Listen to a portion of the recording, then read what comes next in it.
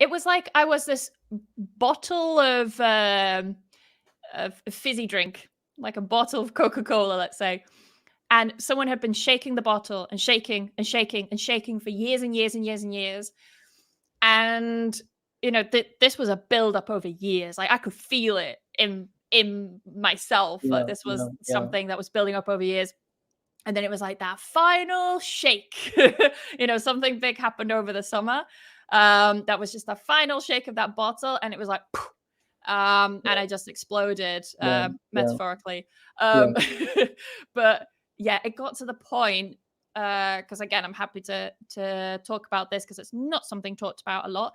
But because I burnt out and I kept trying to go on and on and on and on, it got to the point where I was getting really ill. I was getting panic attacks. um, I would wake up in the morning and I would have like a pain in my chest. And I genuinely thought it was normal to have chest pains every single day. And it wasn't until I said to my boyfriend, like, "Oh, how do you get rid of this pain in your chest?" And he's like a cardiac nurse. He works at like cardiac theaters as a scrub nurse. He's like, "You shouldn't have pain in your chest every day, Emma." I was like, "Oh, I've had it. I've had a pain in my chest for the past like 10 years."